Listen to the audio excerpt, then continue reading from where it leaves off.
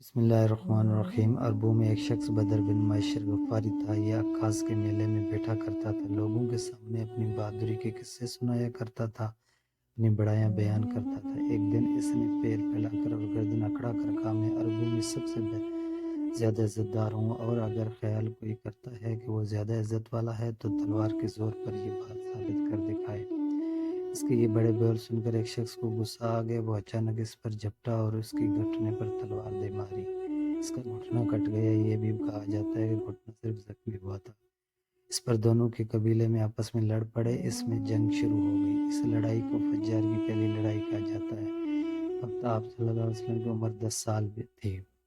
فجار کی ایک اور لڑائی بنو عامر کی ایک عورت کی وجہ سے ہوئی۔ اس میں بنو عامر بنو کنانہ سے لڑے، کیونکہ کنایا کہ ایک نوجوان نے اس قبیلے کی کسی عورت کو چھیڑا تھا۔ فجار کی تیسری لڑائی بھی بنو عامر اور بنو کنانہ کے درمیان ہوئی۔ یہ لڑائی قرض کی ادائیگی کے سلسلے میں ہوئی۔ فجار کی ان تینوں لڑائیوں میں نبی صلی اللہ علیہ وسلم نے کوئی حصہ نہیں لیا، البتہ فجار کی چوتھی لڑائی میں آپ نے شرکت فرمائی تھی۔ عربوں کے ہاں 4 مہینے ایسے تھے کہ ان میں کسی کا خون بہانا جائز نہیں تھا۔ یہ مہینے ذوالقعدہ، ذوالحج، محرم اور رجب تھے۔ یہ لڑائیاں چونکہ حرمت کے ان مہینوں میں ہوئی، اس لیے ان کا فجار کی لڑائیاں رکھا گیا۔ فجار کا معنی ہے گناہ، یعنی یہ لڑائیاں ان کا گناہ تھا۔ چوتھی لڑائی جس میں نبی کریم صلی اللہ علیہ وسلم نے بھی حصہ لیا، اس کا نام فجار براز ہے۔ یہ لڑائی اس طرح شروع ہوئی۔ قبیلہ بنو کنانہ کی براز نامی ایک شخص نے ایک آدمی عروہ کو قتل کر دیا۔ عروہ کا تعلق قبیلہ حوازن سے تھا۔ یہ واقعہ حرمت والے مہینے میں پیش آیا۔ براز اور عروہ کے خاندان کے لوگ یعنی بنو کنانہ اور حوازن اس وقت عکاظ کے میلے میں تھے۔ وہیں کسی نے بنو کنانہ کو یہ خبر پہنچا دی کہ براز نے عروہ کو قتل کر دیا۔ یہ خبر سن کر بنو کنانہ کے لوگ پریشان ہوئے کہ کہیں میلے ہی میں حوازن کے لوگ ان پر حملہ نہ کر دیں، اس طرح بات بہت بڑھ جائے گی۔ چنانچہ وہ لوگ مکہ کی طرف بھاگ نکلے۔ حوازن کی اس وقت تک خبر نہیں ہوئی تھی۔ انہوں نے کچھ دن یا کچھ وقت گزرنے پر خبر ہوئی۔ یہ بنو کنانہ پر چڑھ دوڑے، لیکن بنو کنانہ حرم میں پناہ لے چکے تھے۔ عربوں میں حرم کے اندر خون بہانا حرام تھا، اس لیے حوازن رک گئے۔ اس دن لڑائی نہ ہو سکی، لیکن دوسرے دن بنو کنانہ کے لوگ خود ہی مقابلے کے لیے باہر نکل آئے۔ ان کی مدد کرنے کے لیے قبیلہ قریش بھی میدان میں نکل آیا۔ اس طرح فجار کی یہ جنگ شروع ہوئی۔ یہ جنگ 4 یا 6 دن تک جاری رہی۔ اب چونکہ قریش بھی اس جنگ میں شریک تھے، لہٰذا آپ صلی اللہ علیہ وآلہ وسلم کے چچا آپ کو بھی ساتھ لے گئے، مگر آپ نے جنگ کے سب دنوں میں لڑائی میں حصہ نہیں لیا۔ البتہ جس دن آپ صلی اللہ علیہ وآلہ وسلم میدان جنگ میں پہنچ جاتے، بنی کنانہ کی فتح ہونے لگتی، اور جب آپ وہاں نہ پہنچتے تو انہیں شکست ہونے لگتی۔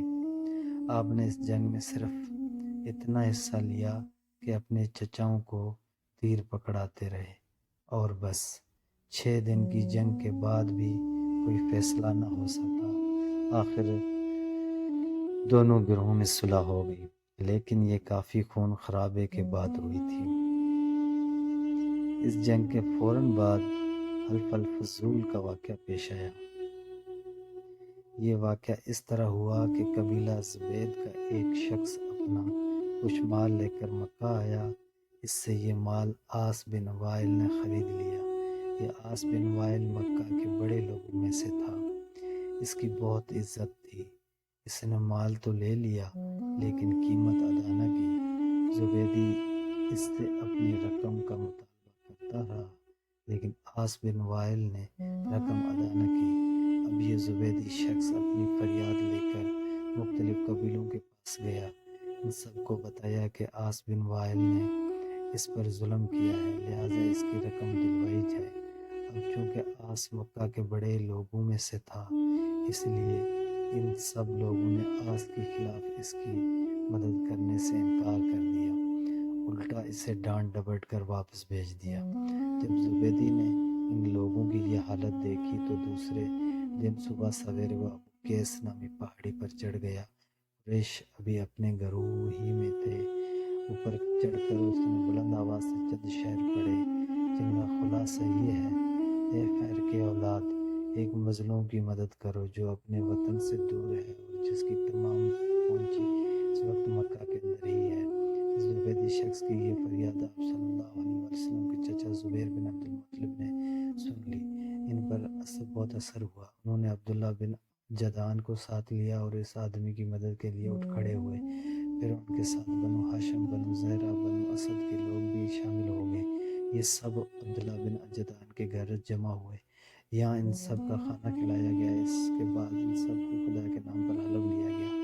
حلف کے الفاظ یہ تھے: ہم ہمیشہ مظلوم کا ساتھ دیتے رہیں گے اور اس کا حق اسے دلاتے رہیں گے۔ حلف کے نام مظلوم رکھا گیا۔ عہد اور حلف کے موقع پر